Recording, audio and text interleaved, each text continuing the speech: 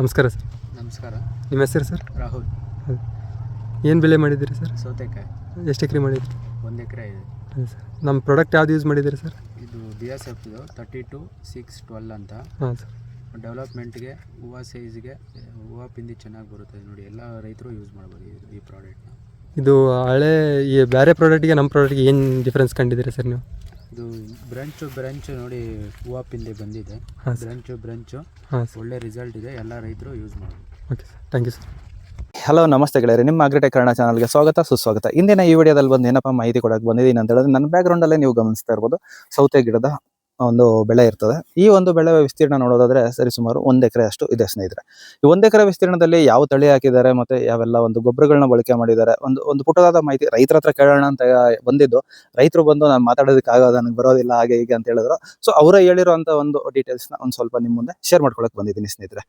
Okay, ಮೊದಲನೇದಾಗಿ ನಮ್ಮ ಯಾವುದೇ ಒಂದು ಬೆಳೆ ನಾವು ಮಾಡ್ಬೇಕಂತ ಹೇಳಿದ್ರೇನು ನಮ್ಗೇನಾಗುತ್ತೆ, ನೆಲದ ತಯಾರಿ ಪ್ರಮುಖ ಪಾತ್ರ ವಹಿಸೋದು. ನೆಲದ ತಯಾರಿ ವಿಚಾರಕ್ಕೆ ಬಂದಾಗ ಈ ಒಂದು ಫಾರ್ಮರ್ ಏನಂತ ಹೇಳಿದ್ರೆ, ಈಗ ಆಲ್ರೆಡಿ ಒಂದು ಟೊಮೊಟೊ ಬೆಳೆದಿರುವಂತ ಬೆಡ್ ನಲ್ಲಿ ಬಂದು ಈಗ ಸೌತೆಕಾಯಿಯನ್ನು ನಾಟಿ ಮಾಡಿರ್ತಾರೆ. ನಿಮ್ಗೆ ನೋಡೋದಾದ್ರೆ ಇಲ್ಲಿ ನೀವು ಗಮನಿಸಬಹುದು, ಮೊದಲು ಹಾಕಿರುವಂತ ಟೊಮೊಟೊ ಗಿಡದ ಎಲ್ಲ ಅವಶೇಷಗಳು ಹಂಗೆ ಐತೆ ನೋಡಿ, ನೋಡ್ತಿರ್ಬೋದು. ಈಗ ಅದೇ ಬೆಡ್ಡಲ್ಲಿ ಒಂದು ಸೌತೆಕಾಯಿ ಬೆಳೆನ ಮಾಡಿರ್ತಾರೆ. ಆ ಸೌತೆಕಾಯಿ ಬೆಳೆ ನೋಡೋದಾದ್ರೆ ನಿಮಗೆ ನೋಡ್ತಿರ್ಬೋದು, ಒಂದು 6 ಅಡಿ ಅಷ್ಟು ಹೈಟ್ ಆಗಿದೆ. ಸೊ ಎರಡನೇ ಬೆಡ್ಡಲ್ಲಿ ನಾವು ಯಾವುದೇ ರೀತಿಯಾದ ಬಳ್ಳಿ ಜಾತಿಗಳನ್ನ ಬೆಳೆ ಮಾಡಿದಾಗ ಒಂದು ಸ್ವಲ್ಪ ನಿಮ್ಗೆ ಗೊತ್ತಿರುತ್ತೆ, ಡಿಸೀಸಸ್ ಅಂದ್ರೆ ಹಳೆ ಬೆಳೆದು ಬಂದು ಒಂದು ಕೆಲವೊಂದು ಡಿಸೀಸ್ ಅಂದ್ರೆ ರೋಗಗಳು, ಲಕ್ಷಣಗಳು, ಮತ್ತೆ ಗಿಡ ಹಳದಿ ಬಣ್ಣ ಆಗೋದು, ಈ ರೀತಿ ಎಲ್ಲ ತೊಂದರೆಗಳು ತುಂಬಾನೇ ಕಾಣಿಸ್ಕೊಳ್ತದೆ. ಬಟ್ ಈ ಒಂದು ತೋಟದಲ್ಲಿ ಬಂದು ಆ ರೀತಿಯಾದ ತೊಂದರೆಗಳೆಲ್ಲ ಏನಿಲ್ಲ ಸ್ನೇಹಿತರೆ. ಸೊ ಇದೊಂದು ಮುಖ್ಯವಾಗಿ ನಾವು ಗಮನಿಸ್ಕೋಬೇಕು. ಯಾಕಂತ ಹೇಳಿದ್ರೆ ಬೆಳೆ ಒಂದೇ ಬೆಡ್ಡಲ್ಲಿ ಎರಡನೇ ಬೆಳೆ ಮಾಡುವಾಗ ಯಾವ ರೀತಿ ಇರ್ತದೆ ಅಂತ ಎಲ್ಲರೂ ನಿಮ್ಮ ಎಕ್ಸ್ಪೀರಿಯನ್ಸ್ ಮಾಡಿರ್ತಾರೆ ಕೆಲವೊಬ್ರೆಲ್ಲ. ಇನ್ನೊಂದು ಮುಖ್ಯವಾದ ವಿಚಾರ ಏನಂತ ಹೇಳಿದ್ರೆ, ಈ ಒಂದು ತಳಿ ವಿಚಾರಕ್ಕೆ ಬಂದಾಗ ತಳಿ ಬಂದು ಲಕ್ಷ್ಮಿ ಇನ್ಪುಟ್ಸ್ ರಾಧೆ ಅಂತ ಹೇಳ್ಬಿಟ್ಟು. ಇನ್ನು ಪ್ರಮುಖವಾಗಿ ಇದಕ್ಕೆ ಬಂದು ಈಗ ಡ್ರಿಪ್ ಗೊಬ್ಬರಗಳ ವಿಚಾರಕ್ಕೆ ಬಂದಾಗ ಈ ಒಂದು ರೈತರು ಏನಪ್ಪಾ ಹೇಳಿರೋದು ಅಂತ ಹೇಳಿದ್ರೆ, ಈಗ ಹೊಸದಾಗಿ ಮಾರುಕಟ್ಟೆಗೆ ಬಂದಿರುವಂತ ಒಂದು ಪ್ರಾಡಕ್ಟ್ ಬಗ್ಗೆ ನನಗೆ ಡೀಟೇಲ್ಸ್ ಕೊಟ್ಟರು. ಆ ಪ್ರಾಡಕ್ಟ್ ಯಾವ್ದಪ್ಪ ಅಂತ ಹೇಳಿದ್ರೆ ಟೆರಾ ಕ್ರಾಪ್ ಸೈನ್ಸ್ ಅಂತ ಹೇಳ್ಬಿಟ್ಟು, ಇದು ಬಂದು BASF ಕಂಪ್ನಿಯವ್ರ ಜೊತೆ ಟೈಅಪ್ ಆಗಿರೋ ಒಂದು ಕಂಪ್ನಿ ಆಗಿರ್ತದೆ ಸ್ನೇಹಿತರೆ. ಇದರಲ್ಲಿ ಬಂದು ಏನು ವಿಶೇಷತೆ ಅಂತ ಹೇಳಿದ್ರೆ, ಈಗ ನಾರ್ಮಲ್ ಆಗಿ ನಾವು ಏನಾದ್ರು ಒಂದು ಗೊಬ್ಬರಗಳು ಅದು ಇದು ಕೊಡ್ಬೇಕಂತ ಹೇಳಿದ್ರೆ ಇಂಡಿವಿಜುವಲ್ ಆಗಿ ಈಗ ಫಸ್ಟ್ ಏನ್ ಮಾಡ್ತೀರಿ, ಡ್ರಿಪ್ ಗೊಬ್ಬರ ಅನ್ನೋದನ್ನ ಕೊಡ್ತೀರಿ. ಅದಾದ್ಮೇಲೆ ಏನ್ ಮಾಡ್ತೀರಿ, ಮತ್ತೆ ಒಂದ್ 2 ದಿನ 3 ದಿನ ಬಿಟ್ಟು ಲಘು ಪೋಷಕಾಂಶ ಕೊಡ್ತೀರಿ. ಸೊ ಇದೆಲ್ಲ ಬಂದು ಹೆಂಗ್ ಅನ್ಸುತ್ತೆ ಅಂತ ಹೇಳಿದ್ರೆ, ಯಾವಾಗ್ಲೂ ಆ ಗೊಬ್ಬರಗಳನ್ನ ಕೊಟ್ಟು ನೆಲನೂ ಹಾಳಾಗುತ್ತೆ. ಸೊ ಅದಕ್ಕೆ ಲಾಂಗ್ ಲಾಸ್ಟಿಂಗ್ ಅಂತ ಹೇಳಿದ್ರೆ, ಈಗ ಒಂದ್ಸಲಿ ಬಳಕೆ ಮಾಡಿದ್ರೆ ಇಂತಿಷ್ಟು ದಿನಗಳ ಕಾಲ ನಾವು ಮತ್ತೆ ಗೊಬ್ಬರಗಳನ್ನ ಬಳಕೆ ಮಾಡೋ ತರ ಇರಬಾರ್ದು. ಸೊ ಅಂತ ಒಂದು ಮೆಥಡ್ ಬಂದ್ರೆ ಹೆಂಗಿರ್ತದೆ ಅಂದ್ರೆ, ಯಾವ ರೀತಿ ಅಂತ ಹೇಳಿದ್ರೆ, ಈಗ ನಾರ್ಮಲ್ ಆಗಿ ವಾರಕ್ಕೆ 5 ವಾರಕ್ಕೆ ಒಂದ್ಸಲಿ ಗೊಬ್ಬರ ಕೊಡೋದು ಹೇಗಿರುತ್ತೆ, ಅದೇ ಒಂದು 15ರಿಂದ 20 ದಿನಕ್ಕೆ ಒಂದ್ಸಲಿ ಗೊಬ್ಬರ ಕೊಡೋದು ಹೆಂಗಿರುತ್ತೆ. ಸೊ ಇದಕ್ಕೆ ಒಂದು ಪರ್ಯಾಯವಾಗಿ ಇವಾಗ ಬಂದಿರುವಂತ ಹೊಸ ಟೆಕ್ನಾಲಜಿಯಲ್ಲಿ ಬಂದಿರುವಂತ ಒಂದು ಪ್ರಾಡಕ್ಟ್ ನ ನಾನು ನಿಮಗೆ ಎಕ್ಸ್ಪ್ಲೇನ್ ಮಾಡೋಣ ಅಂತ ಬಂದಿರೋದು. ಸೊ ಇಲ್ಲಿ ನೋಡೋದಾದ್ರೆ ನೀವು ನೋಡ್ತಿರ್ಬೋದು, ಫರ್ಲಿಕೇಸ್ ಅಂತ ಹೇಳ್ಬಿಟ್ಟು 32-6-12 + TE ಅಂತ ಇದೆ ಸ್ನೇಹಿತರೆ. ಇದು ಬಂದು 100% ವಾಟರ್ ಸಲ್ಯೂಬಲ್ ಮಿಕ್ಸ್ಚರ್ ಆಗಿರ್ತದೆ. ಸೊ ಇದರಲ್ಲಿ ಏನಂದ್ರೆ ವಿಶೇಷತೆ ಫಸ್ಟ್ ನಾವು ತಿಳ್ಕೊಬೇಕಾಗಿರೋದು ಏನಂತ ಹೇಳಿದ್ರೆ, BASF ನಿಮ್ಗೆ ಟ್ರೇಡ್ ಮಾರ್ಕ್ ಗೊತ್ತೇ ಇರ್ತದೆ, ಎಂತ ದೊಡ್ಡ ಕಂಪ್ನಿ ಇದು ಅಂತ ಹೇಳ್ಬಿಟ್ಟು. ಸೊ ಇವ್ರದ್ದು ಎಲ್ಲಾ ಪ್ರಾಡಕ್ಟ್ ಟಾಪ್ ನ್ಯಾಚ್ ಅಲ್ಲಿ ಇರ್ತದೆ ಅಂತ ನಿಮಗೂ ಗೊತ್ತೇ ಇರುತ್ತೆ. ಸೊ ಅಂತ ಒಂದು ಕಂಪ್ನಿ ಫರ್ಟಿಲೈಸರ್ ಇವಾಗ ಮಾರ್ಕೆಟ್ ಅಲ್ಲಿ ಅವೈಲೇಬಲ್ ಇದೆ ಅಂತ ಹೇಳಿದ್ರೆ ಖಂಡಿತ ನಾವು ಯೂಸ್ ಮಾಡ್ಬೋದಲ್ವಾ.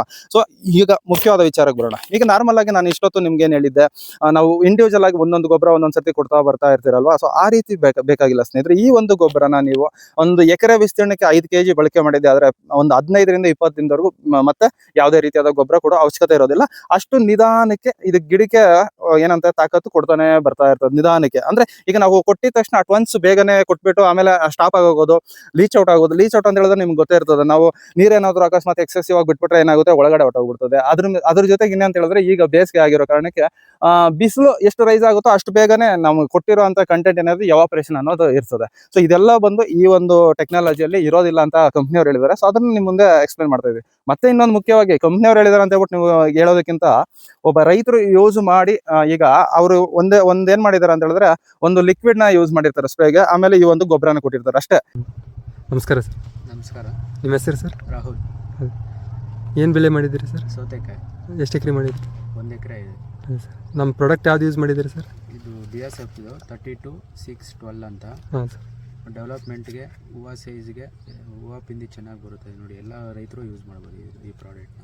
ಇದು ಹಳೆ ಈ ಬೇರೆ ಪ್ರಾಡಕ್ಟ್ಗೆ ನಮ್ಮ ಪ್ರಾಡಕ್ಟ್ಗೆ ಏನು ಡಿಫ್ರೆನ್ಸ್ ಕಂಡಿದ್ದೀರಿ ಸರ್ ನೀವು? ಇದು ಬ್ರಂಚು ನೋಡಿ, ಹೂವು ಪಿಂದಿ ಬಂದಿದೆ. ಹಾಂ ಬ್ರಂಚು ಹಾಂ ಸರ್. ಒಳ್ಳೆ ರಿಸಲ್ಟ್ ಇದೆ. ಎಲ್ಲ ರೈತರು ಯೂಸ್ ಮಾಡ್ಬೋದು. Okay sir, thank you sir.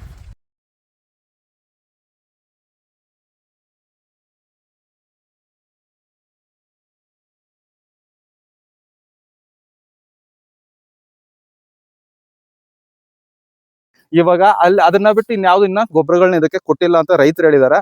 ಖಂಡಿತ ನೋಡೋಣ, ನಾವು ಮುಂದಿನ ದಿನಗಳಲ್ಲಿ ತುಂಬಾ ಚೆನ್ನಾಗಿ ಬರುತ್ತೆ ಅಂತ ಹೇಳ್ಬಿಟ್ಟು ಇನ್ನ ವೇಟ್ ಮಾಡೋಣ. ಈಗ ನೋಡ್ತಿರ್ಬೋದು ಇದರಲ್ಲಿ ಬಂದು ಏನೆಲ್ಲ ಇರ್ತದೆ ಅಂತ ಹೇಳಿದ್ರೆ, ಈಗ ನೋಡಿ ನೈಟ್ರೋಜನ್ ಇರುತ್ತೆ, ಮತ್ತೆ ನೈಟ್ರೇಟ್, ನೈಟ್ರೋಜನ್, ಫಾಸ್ಫರಸ್, ಪೊಟ್ಯಾಷಿಯಮ್, ನಮಗೆ ಬೇಕಾಗಿರುವಂತ NPK ಕಂಟೆಂಟ್ಗಳು ನೋಡ್ತಿರ್ಬೋದು 32%, 6%, 12% ಈ ಒಂದು ಇದಿದೆ ಸ್ನೇಹಿತರೆ. ಮತ್ತೆ ನೈಟ್ರೇಟ್, ನೈಟ್ರೋಜನ್ ಅಂತ ಒಂದು ಸಪರೇಟ್ ಆಗಿ ಇದನ್ನ ಆಡ್ ಮಾಡಿರ್ತಾರೆ. ಸೊ ಅದ್ರದ್ದು ಏನು ಕೆಲಸ ಅಂತ ಬಿಟ್ಟು ಮುಂದಕ್ಕೆ ಹೇಳ್ತೀನಿ ಸ್ನೇಹಿತರೆ. ಇನ್ನು ಅದು ಬಿಟ್ಟು TeZn+B ಇದನ್ನ ಬಂದು ನಿಮಗೆ ಗೊತ್ತೇ ಇರುತ್ತೆ, ಜಿಂಕು ಮತ್ತೆ ಬೋರಾನ್ ಕಾಂಬಿನೇಷನ್ ಅಲ್ಲಿ ಇರುತ್ತೆ ಸ್ನೇಹಿತರೆ. ಜಿಂಕು ಮತ್ತೆ ಬೋರಾನ್ ಕಾಂಬಿನೇಷನ್ ಅಲ್ಲಿ ಇರೋದು, ನಾವು ನಾರ್ಮಲ್ ಆಗಿ ಜಿಂಕ್ ಡಿಫಿಷಿಯನ್ಸಿ ಏನಾದ್ರು ಐತೆ ಅಂತ ಹೇಳಿದ್ರೆ ಗಿಡದಲ್ಲಿ ನೀವು ಗಮನಿಸಬಹುದು ಒಂದ್ ಸ್ವಲ್ಪ ಹಳದಿ ಬಣ್ಣಕ್ಕೆ ಚೇಂಜ್ ಆಗೋದು, ಈ ರೀತಿಯಾದ ತೊಂದರೆಗಳು ಜಾಸ್ತಿ ಕಂಡು ಬರುತ್ತೆ. ಜೊತೆಗೆ ಬೋರಾನ್ ಡಿಫಿಷಿಯನ್ಸಿ ಏನಾದ್ರು ಇತ್ತು ಅಂತ ಹೇಳಿದ್ರೆ ನಾವು ನೋಡಿ, ಈಗ ಫ್ರೂಟ್ ಸೆಟ್ಟಿಂಗ್ ನೋಡೋದಾದ್ರೆ ಇಲ್ಲಿ ನೋಡಿ, ಈ ಕೊಂಬೆಗಳಲ್ಲಿ ಈಗ ಮೇಲೆ ಚಿಗುರುಗಳಲ್ಲಿ ಬಂದು ಫ್ರೂಟ್ ಸೆಟ್ಟಿಂಗ್ ಕಡಿಮೆ ಆಗುತ್ತೆ ಅಂತ ಹೇಳ್ತಾರೆ. ಬಟ್ ಇದ್ರಲ್ಲಿ ನೋಡಿ ಎಲ್ಲಾ ಫ್ರೂಟ್ ಕರೆಕ್ಟ್ ಆಗಿ ಇಟ್ಕೊಂಡಿದೆ ಸ್ನೇಹಿತರೆ. ಸೊ ಇದೆಲ್ಲ ಬಂದು ಏನಂತ ಹೇಳಿದ್ರೆ ಬೋರಾನ್ ಡಿಫಿಷಿಯನ್ಸಿ ಇಲ್ಲ ಅಂದಾಗ್ಲೇನೆ ನಮಗೆ ಫ್ರೂಟ್ ಸೆಟ್ಟಿಂಗ್ ಎಲ್ಲ ನೋಡಿ ಈ ರೀತಿಯಲ್ಲಿ ನೀಟಾಗಿ ಇಟ್ಕೋತಾ ಬರುತ್ತೆ. ನಾವು ಬೋರಾನ್ ಡಿಫಿಷಿಯನ್ಸಿ ಏನಾದ್ರು ಇತ್ತು ಅಂತ ಹೇಳಿದ್ರೆ ಇದೆಲ್ಲ ಡ್ರಾಪ್ ಆಗೋ ಚಾನ್ಸಸ್ ಇರುತ್ತೆ. ಮತ್ತೆ ಅದ್ರ ಜೊತೆಗೆ ಬಿಸಿಲು ಬೇರೆ ಜಾಸ್ತಿ ಆಗ್ತದೆ, ಇದರಿಂದನೂ ಫ್ಲವರ್ ಡ್ರಾಪ್ ಆಗೋಕೆ ಸ್ಟಾರ್ಟ್ ಆಗುತ್ತೆ. ಆ ಒಂದು ತೊಂದರೆಗಳೆಲ್ಲ ಇರಬಾರ್ದು ಅಂತ ಹೇಳಿದ್ರೆ ಗೊಬ್ಬರದ ಜೊತೆಗೆ ಮೈಕ್ರೋ ನ್ಯೂಟ್ರಿಯೆಂಟ್ಸ್ ಎರಡು ಮಿಕ್ಸ್ ಇರೋ ಗೊಬ್ಬರ ಏನಾದ್ರು ಇದೆ ಅಂತ ಹೇಳಿದ್ರೆ, ಕೆಲವೊಂದಿದೆ, ಇದೊಂದೇ ಇರೋದು ಅಂತೇನಿಲ್ಲ, ಕೆಲವೊಂದಿದೆ. ಬಟ್ ಕಂಪ್ನಿ ತರ ನೋಡೋದಾದ್ರೆ ಇದು ಒಂದು ಚೆನ್ನಾಗಿದೆ ಅಂತ ಹೇಳ್ಬಿಟ್ಟು ಹೇಳ್ತಾರೆ. ಈಗ ಹೊಸ ಪ್ರಾಡಕ್ಟ್ ಬಂದಾಗ ಪ್ರತಿಯೊಬ್ಬರಿಗೂ ತಲೆನಲ್ಲಿ ಬರೋದು ಒಂದೇ ಡೌಟ್, ಇದನ್ನ ಯೂಸ್ ಮಾಡಿದ್ರೆ ಚೆನ್ನಾಗಿದೆಯೋ ಇಲ್ಲ ಅಂತ ಹೇಳ್ಬಿಟ್ಟು. ಪ್ರತಿಯೊಂದನ್ನು ಅಷ್ಟೇ, ಯಾವುದೇ ಒಂದು ಪ್ರಾಡಕ್ಟ್ ಮಾರ್ಕೆಟ್ಗೆ ಬಂದಾಗ ಅದನ್ನ ಬಳಕೆ ಮಾಡಿದ್ರೆ ನಾವು ಯಾವ ರೀತಿ ಇದೆ ಅಂತ ನಾವು ಏನು ಗೆಸ್ ಮಾಡಿ ಹೇಳೋದಕ್ಕಾಗೋದಿಲ್ಲ. ನಾವು ಒಂದ್ಸಲಿ ಬಳಕೆ ಮಾಡಿದಾಗಲೇ ನಮ್ಗೆ ಅದ್ರ ಬಗ್ಗೆ ಒಂದು ಮಾಹಿತಿ ಅನ್ನೋದು ನಮ್ಗೆ ತಿಳುವಳಿಕೆ ಸಿಗುತ್ತೆ. ಸೊ ಅದಕ್ಕೋಸ್ಕರ ನಿಮ್ಗೇನಾದ್ರೂ ಒಂದ್ ಸ್ವಲ್ಪ ಇದ್ರ ಬಗ್ಗೆ ಸ್ವಲ್ಪ ಇನ್ನ ಡೆಪ್ತ್ ಆಗಿ ಮಾಹಿತಿ ಬೇಕಾದ್ರೆ ಅದನ್ನು ಬೇಕಾದ್ರೆ ನಾವು ಪ್ರೊವೈಡ್ ಮಾಡ್ತೀವಿ. ಯಾರ್ದಾದ್ರು ನಂಬರ್ ಬೇಕಾದ್ರೆ ಆ ಕಂಪ್ನಿ ಅವ್ರದ್ದು ಕಲೆಕ್ಟ್ ಮಾಡಿ ಕೊಡ್ತೀನಿ ನಾನು, ಅವ್ರ ಹತ್ರ ಬೇಕಾದ್ರೆ ನೀವು ಇನ್ನ ಎಕ್ಸೆಸಿವ್ ಆಗಿ ಮಾತಾಡ್ಕೋಬಹುದು. ಈಗ ಹೇಳಿದ್ನಲ್ಲ, ಫ್ಲವರ್ ಡ್ರಾಪ್ ವಿಚಾರಕ್ಕೆ ಬೋರಾನ್ ತುಂಬಾ ಸಪೋರ್ಟಿವ್ ಆಗಿರುತ್ತೆ. ಈ ಟೋಟಲ್ ಬಂದು ಈ ಒಂದೇ ಇದರಲ್ಲೇ ಸಿಗುತ್ತೆ. ಇದನ್ನ ಒಮ್ಮೆ ನಾವು ಬಳಕೆ ಮಾಡಿದ್ದೆ ಆದ್ರೆ ಮತ್ತೆ ಒಂದು 15ರಿಂದ 20 ದಿನಗಳ ಕಾಲ ಗೊಬ್ಬರ ಕೊಡೋ ಅವಶ್ಯಕತೆ ಇರೋದಿಲ್ಲ. ಇವ್ರದ್ದು ಇದೆ ಅಂತಲ್ಲ, ಇನ್ನ ಕೆಲವೊಂದು ಪ್ರಾಡಕ್ಟ್ಸ್ ಎಲ್ಲ ಇರುತ್ತೆ. ಇವಾಗ ಸಿಂಪಲ್ ಆಗಿ ಒಂದು ಪ್ರಾಡಕ್ಟ್ ಬಗ್ಗೆ ನಿಮ್ಗೆ ಒಂದು ಮಾಹಿತಿ ಕೊಟ್ರೆ ಚೆನ್ನಾಗಿರುತ್ತೆ, ಆ ಕಂಪ್ನಿ ಬಗ್ಗೆ ಅಂತ ಹೇಳ್ಬಿಟ್ಟು ಕೊಡ್ತಾ ಇರೋದು ಸ್ನೇಹಿತರೆ. ಇಲ್ಲಿ ನಿಮ್ಗೆ ನೋಡಿ, DMPP technology reduces nitrogen violation and leaching losses. ಇವಾಗ ನಾನು ನಿಮ್ಗೆ ಹೇಳ್ದಂಗೆ ಎವಾಪರೇಷನ್ ಆಗೋದಾಗ್ಲಿ, ಲೀಚ್ ಔಟ್ ಆಗೋದಾಗ್ಲಿ, ಈ ರೀತಿಯಾದ ತೊಂದರೆಗಳನ್ನೆಲ್ಲ ಕಡಿಮೆ ಮಾಡುತ್ತೆ. ಮತ್ತೆ ಗಿಡಕ್ಕೆ ಕರೆಕ್ಟ್ ಆಗಿ ಯಾವ ರೀತಿ ಅಂತ ಹೇಳಿದ್ರೆ ಹಂತವಾಗಿ, ಅಂದ್ರೆ ನಾವು ಕೊಟ್ಟಿದ್ಮೇಲೆ ಒಂದು 15 ದಿನಗಳ ಕಾಲ ಸ್ವಲ್ಪನೇ ಅದು ಗಿಡಕ್ಕೆ ಬೇಕಾಗಿರೋ ತಾಕತ್ನ ಒದಗಿಸ್ತಾನೆ ಇರುತ್ತೆ. ಮತ್ತೆ ಪ್ರಮೋಟ್ ಫ್ರೂಟ್ ಎನ್ಲಾರ್ಜ್ಮೆಂಟ್, ಒಂದು ಬೇರೆ ಟೆಕ್ನಾಲಜಿ ಯೂಸ್ ಮಾಡಿರೋ ಕಾರಣಕ್ಕೆ ನಮ್ಗೆ ಏನಾಗುತ್ತೆ, ಫ್ರೂಟ್ ಸೈಜು ಅಷ್ಟೇ, ಕ್ವಾಲಿಟಿನೂ ಅಷ್ಟೇ ತುಂಬಾ ಚೆನ್ನಾಗಿ ಬರ್ತದೆ ಅಂತ ಹೇಳಕ್ ಇಷ್ಟಪಡ್ತೀವಿ. ಮತ್ತೆ the product has low EC value and reliable for long term use ಅಂತ ಹೇಳದ್ನಲ್ಲ, ತುಂಬಾ ದಿನಗಳ ಕಾಲ ಬರೋದಕ್ಕೆ ಯೂಸ್ ಚೆನ್ನಾಗಿರುತ್ತೆ. ಮತ್ತೆ produced with horticulture grade raw materials, utilises advanced manufacturing process. ಇವಾಗ ಟೆಕ್ನಾಲಜಿ ಈ ಕಾಲಕ್ಕೆ ಯಾವ ರೀತಿ ಹೊಂದ್ಕೊಬೇಕು ಆ ರೀತಿಯಾದ ಟೆಕ್ನಾಲಜಿನ ಯೂಸ್ ಮಾಡ್ಕೊಂಡು ಇದನ್ನ ಮಾಡಿರ್ತಾರೆ. ಈಗ ಈ ಒಂದು ಫಾರ್ಮರ್ ನೋಡೋದಾದ್ರೆ ಇದರಲ್ಲಿ ಒಂದು 8 ಕಟಿಂಗ್ ಅನ್ನೋದನ್ನ ತಗೊಂಡಿರ್ತಾರೆ. 8 ಕಟಿಂಗ್ ಅಲ್ಲಿ ಒಂದು ಸರಿ ಸುಮಾರು ಒಂದು 10 ಟನ್ ಮೇಲ್ಪಟ್ಟು ಕಾಯನ್ನ ಕೊಯ್ದಿರ್ತಾರಂತೆ. ಸೊ ಫಾರ್ಮರ್ ಎಂಡ್ ಮಾಹಿತಿ ಇದು ಸ್ನೇಹಿತರೆ. ನೀವು ನಾನು ಹೇಳೋದೇನೋ ನಿಮ್ಗೆ ಡೌಟ್ ಇದ್ರೆ ಇಲ್ಲೇ ಗಿಡನೇ ನೋಡ್ಬೋದು ಯಾವ ರೀತಿ ಇದೆ ಅಂತ ಹೇಳ್ಬಿಟ್ಟು, ಕ್ಲೀನ್ ಆಗಿ ಇಷ್ಟಾಗಲ್ಲ ಎಷ್ಟು ನೀಟಾಗಿ ಬಂದಿದೆ ಅಂತ ಹೇಳ್ಬಿಟ್ಟು ನೀವೇ ಗಮನಿಸ್ತಾ ಇರ್ಬೋದು. ಸೊ ಇದ್ರ ಜೊತೆಗೆ ಈಗ ಬಯೋಸ್ಟಿಮ್ಯುಲೇಟ್ ಅಂತ ಹೇಳಿದ್ರೆ ನಿಮ್ಗೆ ಆಲ್ಮೋಸ್ಟ್ ಗೊತ್ತೇ ಇರುತ್ತೆ. ಯಾವುದೇ ಒಂದು ನಾವು ಬೆಳೆ ತಗೊಂಡಾಗ್ಲೂ ಇತ್ತೀಚಿನ ದಿನಗಳಲ್ಲಿ ಏನ್ ತೊಂದರೆ ಕಾಡ್ತಾ ಇದೆಯಪ್ಪ ಅಂತ ಹೇಳಿದ್ರೆ, ಗಿಡ ಒಂದು ಬೆಳವಣಿಗೆ ಹಂತದಲ್ಲಿ ಕುಂಠಿತ ಆಗುತ್ತೆ ಅಂತ ಹೇಳಿದ್ರೆ, ಗಿಡ ಒಂದ್ ಸ್ವಲ್ಪ ಬೆಳವಣಿಗೆ ಆಗದೆ ಇರೋದು, ಮತ್ತೆ ಚಿಗುರು ಕ್ಲೀನ್ ಆಗಿ ಓಪನ್ ಆಗದಿರ ಇರೋದು, ಇಂಥ ತೊಂದರೆಗಳು ಸಾಮಾನ್ಯವಾಗಿ ನಾವು ನೋಡ್ತಾನೆ ಇರ್ತೀವಿ. ನಾವು ಬಯೋಸ್ಟಿಮ್ಯುಲೇಟ್ ಯೂಸ್ ಮಾಡೋದ್ರಿಂದ ಏನಾಗುತ್ತೆ, ಗಿಡ ವೆದರ್ ಏನಾದ್ರು ಟೆಂಪರೇಚರ್ ಜಾಸ್ತಿ ಆದಾಗ ಏನಾಗುತ್ತೆ, ಒಂದ್ ಸ್ವಲ್ಪ ಸ್ಟ್ರೆಸ್ ಆಗುತ್ತೆ ಗಿಡಕ್ಕೆ, ಅದನ್ನ ರಿಲೀಫ್ ಮಾಡುತ್ತೆ. ಮತ್ತೆ ಗಿಡನ ಸ್ಮೂತ್ ಆಗಿ ಬರೋದಕ್ಕೆ ಒಂಥರ ಗೊಬ್ಬರ ತರ ಕೆಲಸ ಮಾಡ್ತಾ ಇರುತ್ತೆ ಸ್ನೇಹಿತರೆ.